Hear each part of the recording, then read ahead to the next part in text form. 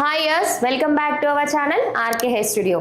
ఈరోజు మన స్టూడియోకి సర్వీస్ చేయించుకుందామని ఒక క్లయింట్ వచ్చారు. అసలు ఈ సర్వీస్ వీడియోలో స్టెప్ బై స్టెప్ ఎలా ఉంటుందో క్లియర్గా మీకు ఈరోజు ఎక్స్ప్లెయిన్ చేస్తాను.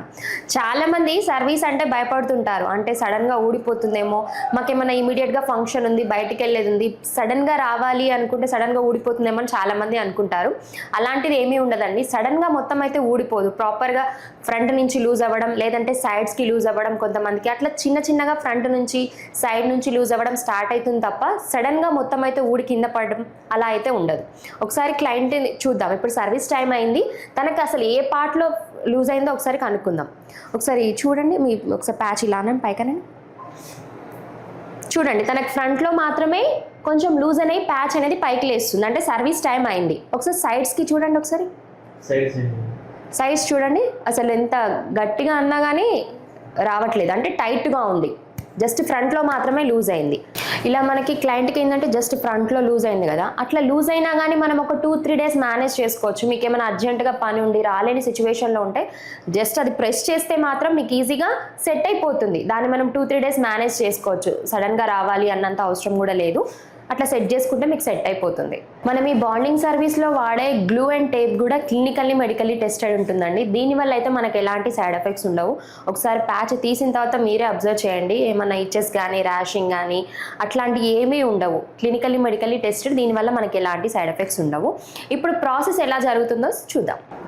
చూసారు కదా, అది సర్వీస్ క్లయింట్ వచ్చారు. అది మనం జస్ట్ ఇట్లా మన చేతులతో గట్టి గుంజినా కానీ రావట్లేదు. అంటే చాలామంది అనుకుంటారమ్మా లూజ్ అయ్యి కింద పడిపోతుందేమో సడన్గా అని చాలామంది అనుకుంటారు. మీరు ఒకసారి క్లయింట్ని అబ్జర్వ్ చేయండి, తను ఇట్లా ఇట్లా పైకి లేపినా కానీ రావట్లేదు.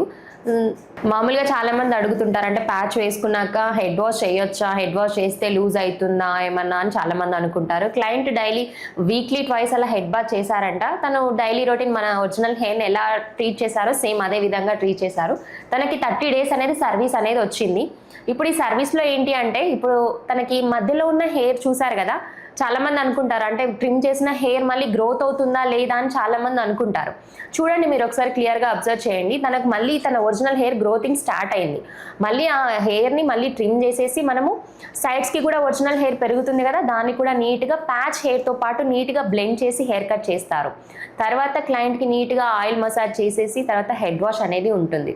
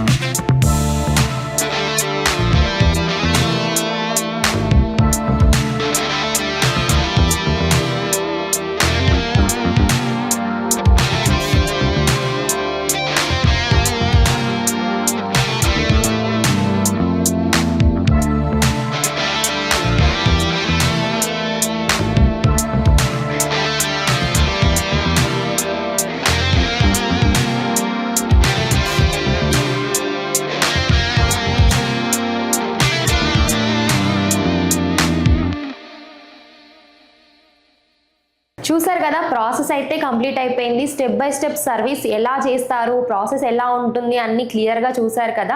ముఖ్యంగా ఏంటంటే ప్యాచ్ పెట్టుకోబోయే వాళ్ళు ఏంటంటే ప్యాచ్ ఊడిపోతుందేమో, ఫ్రెండ్స్ ఏమన్నా ఇలా లాగితే వస్తుందేమో అని అనుకునే వాళ్ళకైతే ఈ వీడియోతో డౌట్స్ అన్ని క్లియర్ అయిపోయాయని అనుకుంటున్నాను. సర్వీస్ చేసుకోబోయే ముందు హెయిర్ అంతా రఫ్గా ఫ్రీజీగా అయ్యి కొంచెము ఆయిలీ అనిపించింది. తర్వాత మనకు సర్వీస్ అయిపోయిన తర్వాత ఒకసారి అవుట్లుక్ మీరే చూసారు, ఎంత న్యాచురల్గా ఒరిజినల్ హెయిర్ ఎలా ఉంటుందో సేమ్ అదే విధంగా నెక్స్ట్ తన ఒరిజినల్ హెయిర్లో ఈ ప్యాచ్ హెయిర్ అనేది మ్యాచ్ అయిపోయింది. ఇలా ఉంటుందండి సర్వీస్. మీరు కనుక హెయిర్ ఫాల్ సమస్యతో బాధపడుతున్నట్లయితే one and only solution RK hair studio. ఈ వీడియో కనుక మీకు నచ్చినట్లయితే లైక్ చేయండి, షేర్ చేయండి, మా ఛానల్ని సబ్స్క్రైబ్ చేసుకోండి. Thanks for watching.